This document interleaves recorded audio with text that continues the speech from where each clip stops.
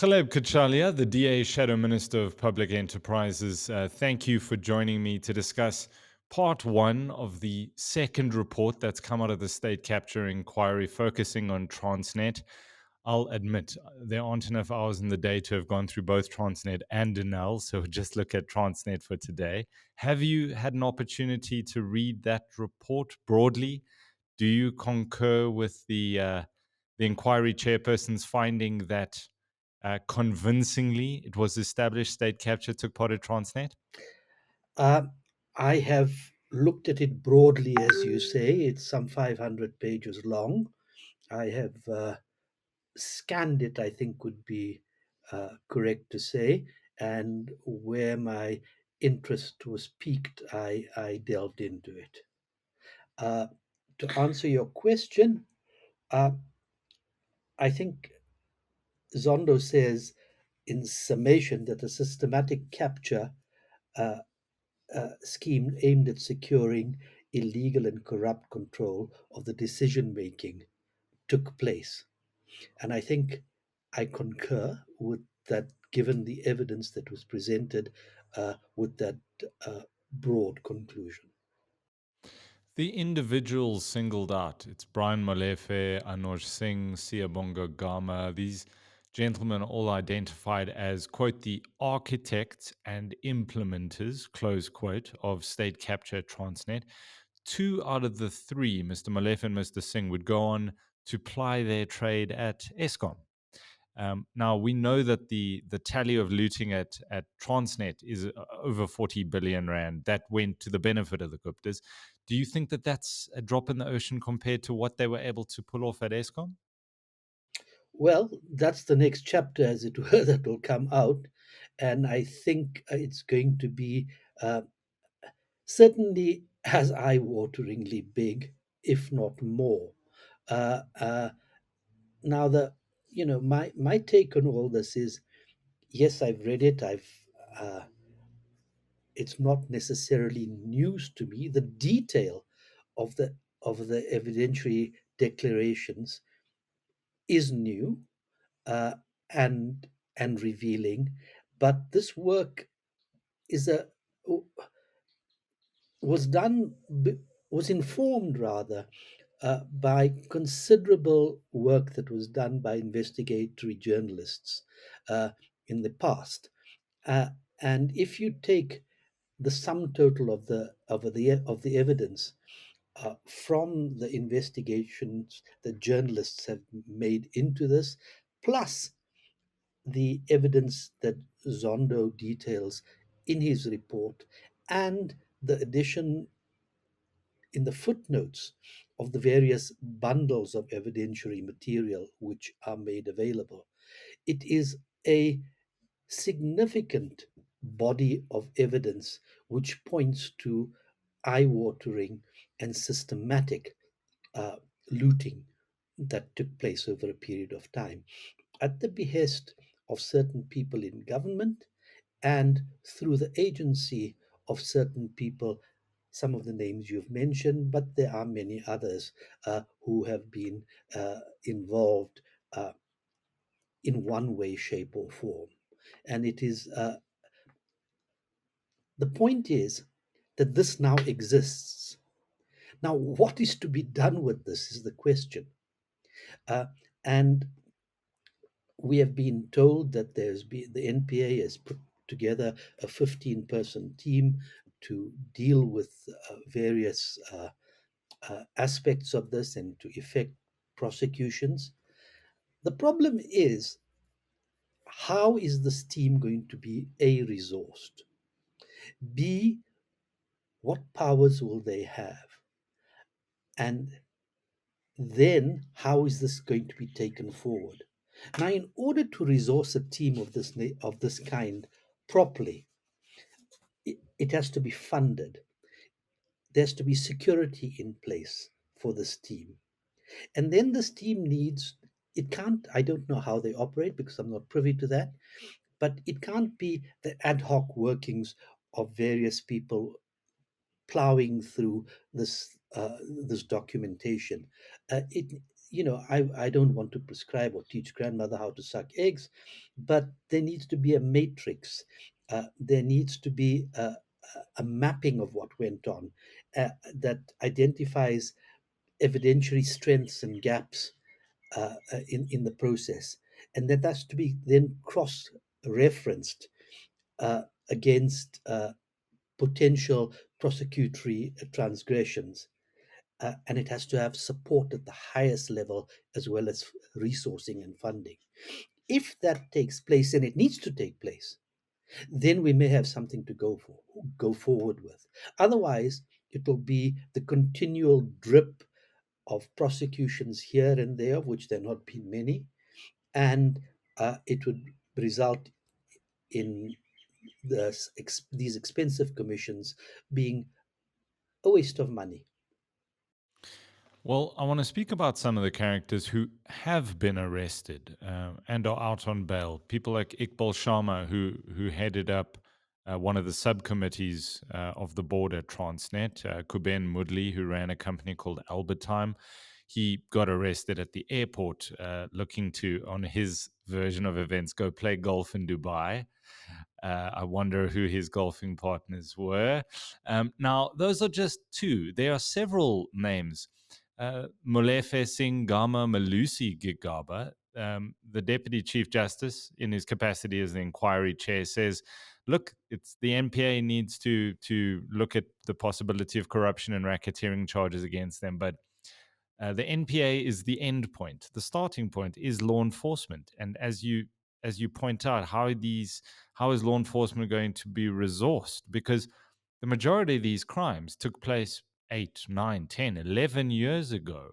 Do we need to be realistic about the prospects of successful prosecutions here? Maybe temper our expectations as the public." Uh, I don't know is the answer. I mean, I think we need to be rigorous, and we need to and the authorities who are looking at this need to take a view as to what is prosecutable and what would potentially result in success. There are a host of people, as you say. It goes beyond the usual suspects. Jeff Radeve, Sipiwe Nyanda, Sia Gama, Salim Essa. The list goes on and on and on beyond the Iqbal Sharmas and the Brian Molifes. There's Lynn Brown, who needs to be held to account in no uncertain terms. Now, I don't know. I'm not a lawyer, and I don't know how this can be bundled together in a racketeering, uh, money laundering, and fraud charge. Racketeering, as I understand it, is not part and parcel necessarily of our legal prosecution environment, but there is a case to be made for collusion, uh, if I choose to use that word, and if there is a case to be made for collusion that speaks to racketeering, money laundering, fraud, and theft, not to put too fine a point on it, then uh, uh, then then in that collusory bundle there may be merit in taking it forward. But as I say, I'm not a lawyer. These people have to look at this and come up with a with something that holds, and that is that the public can look at and say, well, thank God something's being done. Apart from that, there needs to be measures put in place to ensure that this doesn't continue, because in both ESCOM and Transnet, the procurement regime still holds. The command and control mechanisms that the current government is so fond of, and the current ministry is so fond of putting in place, is largely responsible for the the shield under which all of this operated hitherto. Then there's the question of the deployment committee of the ANC and their role and culpability in all this. These are all various aspects, and the dots have to be connected in no uncertain fashion. And then something has to be done about it retrospectively and going forward to say this is what we're going to do to ensure that this never happens again. And that requires a level of transparency that this government has yet to embrace in almost 30 years of existence. Now, I'm not a corporate governance expert by any stretch of the imagination, but Zonda's report makes the observation that prior to 2011, when Molefe coincidentally comes in, the board all of a sudden starts getting involved in procurement. When prior to 2011, it had never been involved in any procurement matters. What's your understanding of how boards are supposed to operate at SOEs versus the centralization of procurement power in the board of of a state-owned entity? What's your understanding of how boards are supposed to operate? Well, I mean, we have a template and an understanding of how boards operate in the private sector, and that is governed clearly by by documentation, by reports, by practices and procedures, by King, etc., etc., etc. We don't have the same rigor in the public sector, and it is made up as one goes along. Uh, the and when one says that the aspects of the Companies Act and the governance that applies there needs to be applied to the public sector, it has been met in the past with some resistance, saying that no, it's entirely different. But it's because it was not dealt with in this manner that we have opened ourselves up to this sort of malfeasance, mismanagement, and corruption which has occurred. And as you say, wait until the quantum of madness in ESCOM is exposed, and then we'll understand exactly what this, how these public entities, which are supposed to provide public goods, have failed and have encouraged and opened themselves up in the past and in an ongoing fashion going forward. There are opportunities for people to do the same. I mean, take Transnet for example, which is what we're talking about. There is a master plan. There's always a master plan to to improve the ports, and there's private sector uh, involvement that is being looked at in terms of the operation of the ports, while the ownership will remain within state hands. Now, we need to know who those private sector entities are that are being courted or are courting Transnet. What governance exists to ensure that they are not politically connected people? Rumors abound. I get calls every day to say X is involved and Y is doing this. That will be scotched if there's transparency to say these are the entities. We drill down and show that these entities below the line are involved with these entities. This is how they are potentially conflicted or not, and this is what needs to happen. Otherwise, it's more of the same. You clean up one mess and you create another. Admittedly, it won't be on on the horrific scale that it was, but it's got to come to an end. Yeah, the use of the private sector within state-owned entities, consultants, the wide use of consultants, and I'm sure you're familiar with Bain and company and how they were instrumental, along with Tom Moyane and Jacob Zuma, the former head of state, in the destruction of the South African Revenue Service. That was in the top 5 in the world, but it had to be restructured for some unknown reason, and they destroyed all the illicit crime units that were dealing so successfully with organized crime in the country. They got rid of them. Now, I want to ask about the use of McKinsey, Trillion, Regiments. These are all Gupta link companies besides McKinsey, but they're all coming in to register to render services that can be done in house. Is this common across government and state-owned entities, that there's this duplication? We're paying somebody to do it in house, but we'll rather bring somebody from outside some big multinational consultancy and pay them three times that amount. Yes, if you hire intelligently and create the in house capacity to deal with these things, it is desirable. But I must say that you cannot exclude consultants entirely. Let me give you an example. I'm a former consultant. I was a partner in a company called Monitor. That company, Monitor, was an American company that was one of the top five international consultancies. It operated in South Africa. I ran in adjunct with others the South African office. We put in place at the request of the of SARS at the time, around about 1998, all the new elements of SARS that led it to be the most successful operation, or one of the most successful operations in the world that people acknowledged. And that set SARS on a course where it was humming. Because it hummed so well, certain people's interests were being challenged, and then elements within government sought to find another consultancy, namely Bain, to come in and undo what Monitor had done. Now, the eyes should have been open at that particular time. They weren't. Our eyes are being opened retrospectively.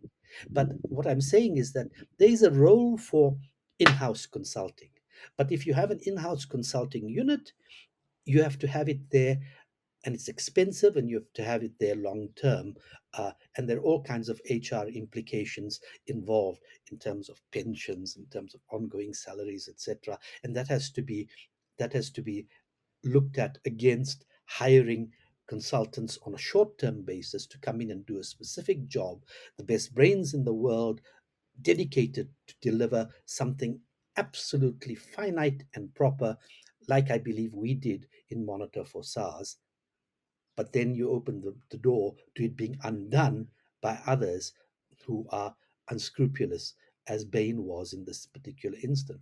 Mr. Mazzone has gone back to Italy, and he is now running an operation.